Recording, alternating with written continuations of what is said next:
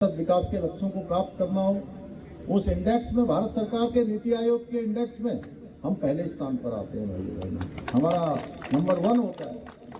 चाहे आज वो यहाँ पर ट्राउट फिशिंग का अभी मैं देख रहा था, चाहे मत्स्य पालन का क्षेत्र हो, चाहे कृषि का क्षेत्र हो, चाहे वो निर्यात तैयारी का सूचकांक हो, या पर्यटन के क्षेत्र में हमको सर्वश्रेष्ठ 4 ग्रामों को हमें भारत सरकार से पुरस्कार मिल रहा हो, या फिल्म के क्षेत्र में मिलना हो, या ईज ऑफ डूइंग क्षेत्र में मिलना हो, ईज ऑफ लिविंग के क्षेत्र में मिलना हो, स्टार्टअप के क्षेत्र में मिलना हो।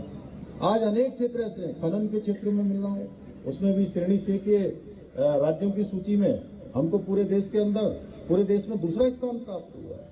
भारत सरकार ने हमको एक बार में 2 बार 100 करोड़ रुपए की धनराशि दी है। आज प्रधानमंत्री मोदी जी के नेतृत्व में हमारे राज्य को विशेष रूप से हर क्षेत्र में प्राथमिकता दी जाए। हर क्षेत्र में आज हमारा राज्य आगे बढ़ रहा है। पर्यटन के क्षेत्र में अब 4 धाम यात्रा यहाँ शुरू होने वाली है, और 4 धाम यात्रा की तैयारियां हमने पहले से ही प्रारंभ कर दी है। हमारा प्रयास है कि इस बार की 4 धाम यात्रा सारे वर्षों का अनुभव लेकर इस बार सब वर्षों से और अच्छी होगी, और हमारे जो यात्री हैं, आने वाले भक्तगण है, श्रद्धालु हैं, वो एक अच्छा अनुभव लेकर जाए। आप लोगों के बीच में से भी अनेक बार बातें आती हैं। हमारा प्रयास है, मैं हमेशा एक बात कहता हूँ, इसलिए करवाने वाले हितधारक लोग हैं हमारे, चाहे हमारे टैक्सी यूनियन वाले हों, चाहे हमारे होटल वाले हों, चाहे हमारे तीर्थ पुरी सभा के लोग हों, चाहे गंगा सभा के लोग हों, यमुना सभा के लोग हों, या बद्री केदार मंदिर सभा के लोग हों, या हमारे तीर्थ पुरोहित हों, चाहे हमारे व्यापार सभा के लोग हों, सारे लोगों को अच्छा बनाने का काम करते हैं। सरकार केवल सहयोगी हो सकती है, लेकिन उनके सुझाव आएंगे, उनके द्वारा जो सुझाव दिए जाएंगे यात्रा को और अच्छा बनाने के लिए हमारा प्रयास है कि हम उस यात्रा को, आने वाली यात्रा को एक ऐसी यात्रा बनाएंगे कि उसका अनुभव लेकर सारे देश दुनिया के जो यात्री हैं, सनातन का एक अच्छा अनुभव देवभूमि उत्तराखंड से लेकर जाए। उसकी हम सबको जिम्मेदारी भी लेनी है। हम सबकी जिम्मेदारी है कि हम सब मिलकर एक अच्छा अनुभव पूरे राज्य का हम दें। और आज पूरी दुनिया के अंदर सनातन का डंका लग रहा है, सनातन का जय उद्घोष हो रहा है। लंबे समय से देखिए, भगवान राम का मंदिर अयोध्या में बनना चाहिए, जहाँ भगवान राम पैदा हुए, हम सब ने प्रतीक्षा की, और हमारे प्रधानमंत्री मोदी जी के नेतृत्व में भगवान श्री रामचंद्र जी का भव्य और दिव्य मंदिर बनकर तैयार हो गया। काशी विश्वनाथ का गलियारा बन गया।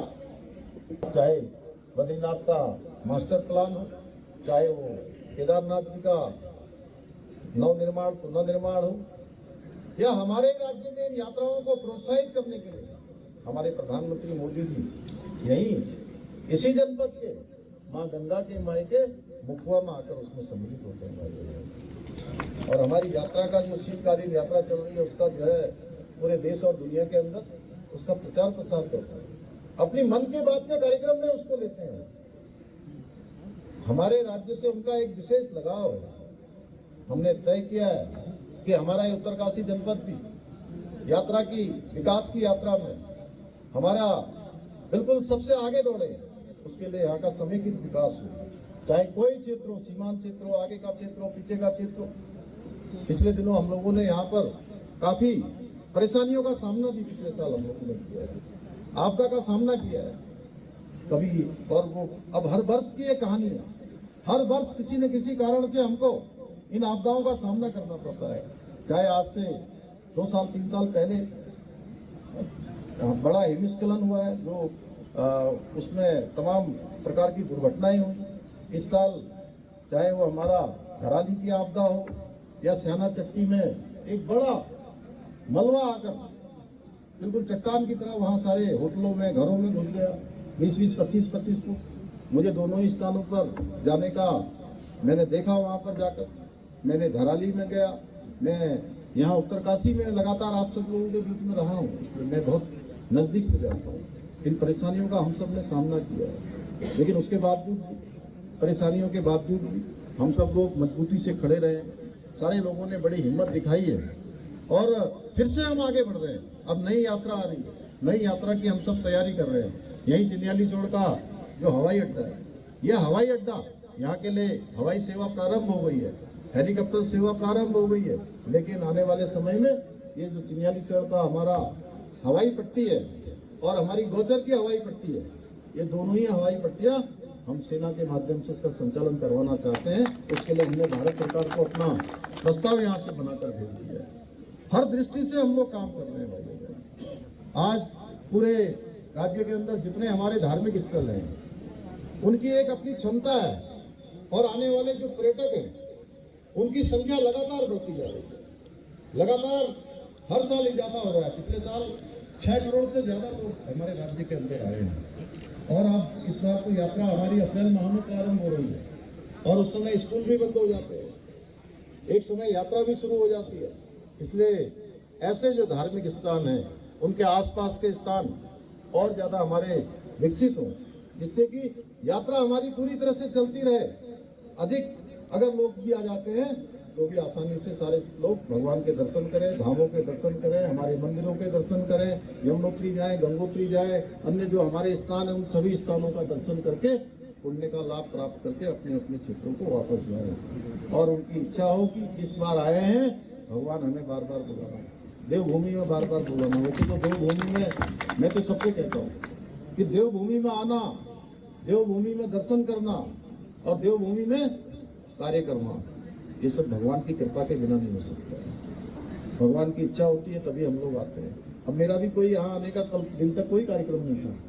अभी आप लोग भी कह रहे थे, बोले कि जो है पहले बताया नहीं, बताते तो हम और तैयारी करते। मैंने कहा अरे बिना बताए इतनी तैयारी हो गई और बताते तो कितनी तैयारी होती है। इतनी हमारी माताएं बहनें आ गई, इतने मेरे बड़े बुजुर्ग आ गए, इतने बच्चे आ गए। सच में मैं तो अभिभूत हूँ आप सबको देखकर और मुझे लगा कि मुझे आप सबके बीच में जरूर जाना चाहिए। मैं लोकसभा चुनाव के समय में यहाँ आया था और लोकसभा चुनाव के समय में आप सब लोगों से मिला था, बहुत सारे लोगों से। उसके बाद इस क्षेत्र में तो आना हुआ, लेकिन ऐसे कार्यक्रम में आना नहीं हुआ। इसलिए आज आप सबको देखकर मैं अपने आप को धन्य मान रहा हूँ। मैं इतना ही कहना चाहता हूँ कि हम लगातार प्रयास कर रहे हैं कि देवभूमि हमारी हर क्षेत्र में आगे जाए और उसके लिए हम लोग आज एक से एक कानून बना रहे हैं। आप देख रहे होंगे एक से कड़े कानून हमने बनाए हैं। समान नागरिक संहिता का कानून बनाने वाला उत्तराखंड पहला राज्य है जहाँ समान नागरिक संहिता लागू हो गई है। धर्मांतरण रोकने का कानून हमने बनाया। धर्मांतरण के साथ साथ हमने जो है दंगा रोकने का कानून बनाया। हमने यहाँ पर बड़ा अतिक्रमण जो सरकारी जमीनों पर था, सरकारी जमीनों पर हजारों एकड़ जमीन, लगभग 12,000 एकड़ सरकारी जमीनों को हमने अवैध अतिक्रमण से मुक्त कराया था। जो लाल चादर, नीली चादर, पीली चादर डालकर जगह जगह सरकारी जमीनें कब्जा की गई थी, वो सारी जमीनें कब्जा मुक्त हो गई। आइए बहनों, हमने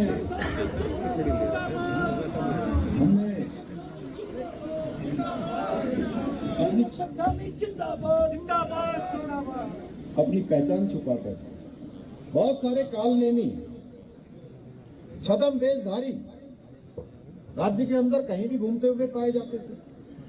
हमारे यहाँ जो आस्था के लिए, धर्म के लिए, धार्मिक प्रयोजनों के लिए यहाँ आते थे, उनकी भावनाओं को आहत करने का काम करते थे। उनके खिलाफ हमने ऑपरेशन कालनेमी चलाया और ऑपरेशन कालनेमी चलाकर 6,000 से अधिक लोगों को, 6,000 से अधिक ऐसे छद्म वेशधारियों को पुलिस ने पकड़ने का काम किया है। हमने तय किया है छद्म वेशधारी ये जहां से आए हैं हम उनको वहीं भेजेंगे। भाई देवभूमि उत्तराखंड के अंदर आज डेमोग्राफी का बहुत बड़ा संकट हमारे सामने पैदा हो गया है। असंतुलन पैदा कर दिया कई जगह पर, ऐसे ऐसे स्थानों पर ऐसे ऐसे लोगों को ले जाकर बसा दिया गया जहां उनका कोई नामो निशान नहीं होता था। लेकिन भाइयों बहनों, आपके भाई ने, आपके इस बेटे ने ये संकल्प लिया आप सबके आशीर्वाद से, हम किसी भी कीमत पर डेमोग्राफी का असंतुलन नहीं होने देंगे, यहाँ के सांसद मूर्तियों को खराब नहीं होने देंगे और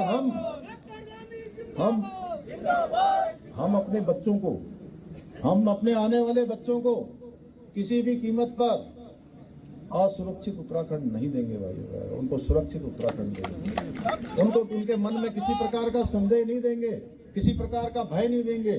उनका जीवन सुंदर हो, उनका भविष्य सुनहरा हो, उसके लिए हमको चाहे जितना भी कठिन काम करना पड़ेगा, कठिन निर्णय